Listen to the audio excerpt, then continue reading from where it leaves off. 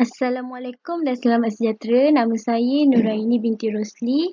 So, saya akan terangkan mengenai zakat calculator application ni. So, untuk interface yang pertama, bila user masuk dekat application zakat calculator ni, dia akan nampak satu interface yang macam ni. Ada welcome, lepas tu ada gambar zakat and then ada button. So, dekat activity main ni saya design untuk ada interface yang pertama macam ni. So ni dia punya coding Java. So next adalah ni untuk page yang kedua. So saya buat ada dua tab, iaitu satu tab untuk information, tab yang kedua adalah calculation. So design boleh letak background. So macam ni. So ni dia punya tab punya coding. Lepas tu nak buat tab ni kena ada page adapter punya class. So kita letak coding kat sini. So dia akan dapat lah panggil untuk tab dua tab, iaitu info tab dengan calculation tab. So untuk dua tab tu kita ada fragment. So untuk fragment pertama ialah untuk design zakat punya info.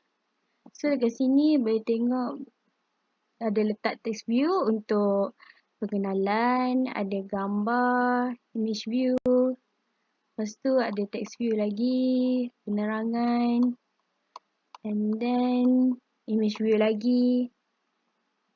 And then sediakan dua button, iaitu button call dengan SMS.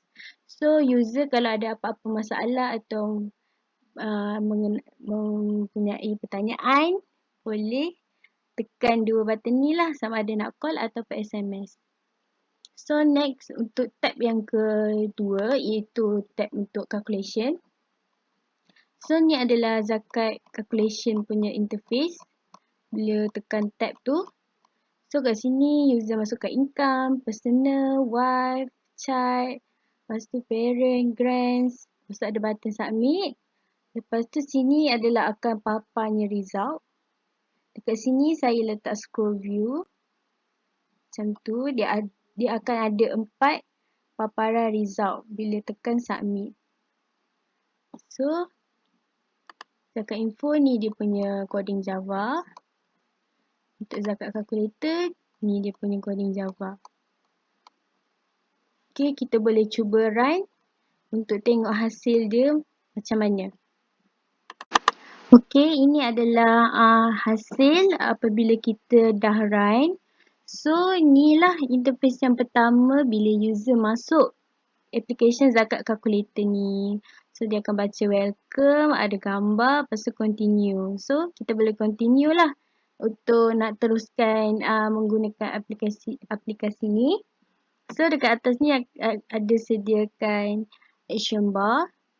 So, kat sini kita sediakan action bar untuk exit. So nanti kita akan cuba lepas kita dah try ni. So kita tekan dulu continue button untuk kita proceed lah nak guna application ni. So kita tekan continue. Lepas tekan continue ni dia akan pergi ke page kedua. So yang tadi tu page pertama, interface yang pertama. So sekarang ni kita berada di interface yang kedua. So dekat interface kedua ni letaklah tab satu, tab untuk information, calculation. So dekat sini kita boleh tengok lah, user boleh baca dia punya zakat, ni zakat punya info. So, tengok gambar-gambar, lepas tu boleh baca lagi untuk lebih faham zakat tu. Ada gambar. So kita sediakan button. So kita kena try tengok button ni jadi ke tidak. So first kita tekan dulu button call. Kita cuba button call. Okay, ni adalah nombor yang telah disediakan. So ni adalah nombor saya.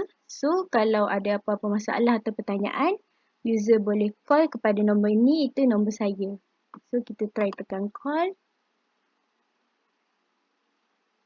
So dia akan naik lah macam ni. So button ni function lah untuk kita call. So kita akan cuba untuk button yang lagi satu, iaitu button SMS. So kita back balik. Okay, ni ada button SMS. So kita cuba untuk button SMS. Kalau user tak nak call, kita boleh juga SMS.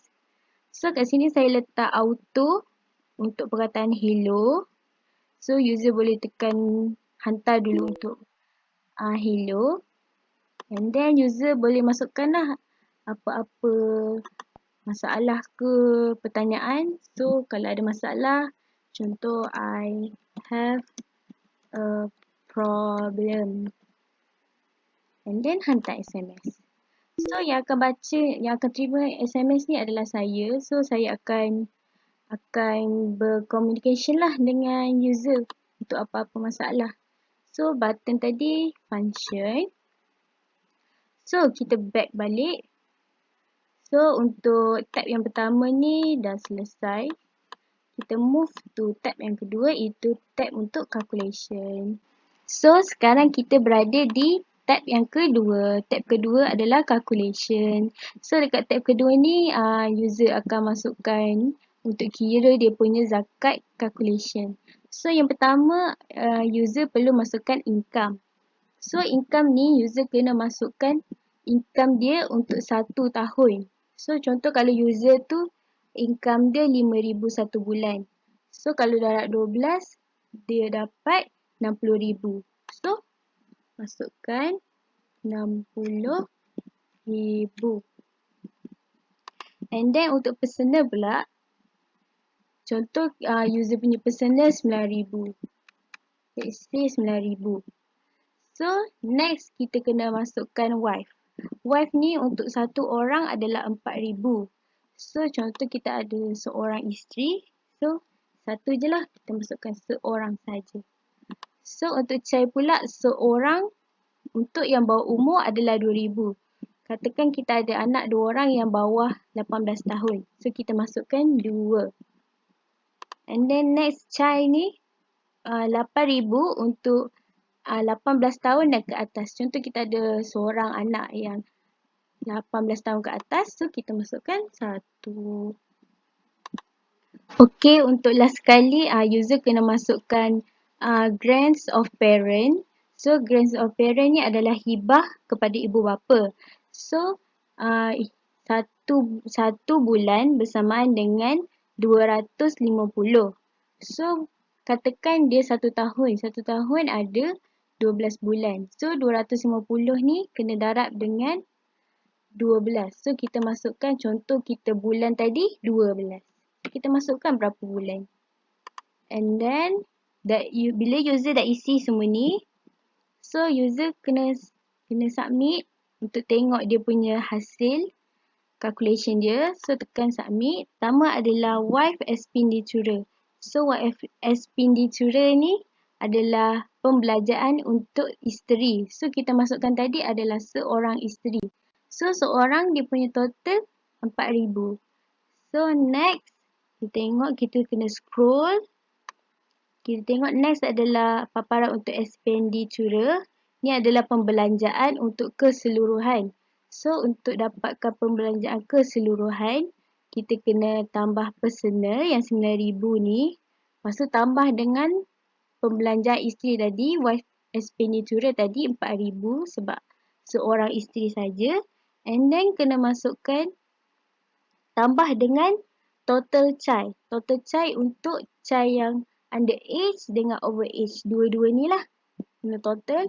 And then total dengan grants of parent punya. So nanti dah dapat total tu. Dia akan calculate semua. So keseluruhan pembelanjaan kita adalah 28,000. So next adalah paparan yang ketiga. Kita scroll.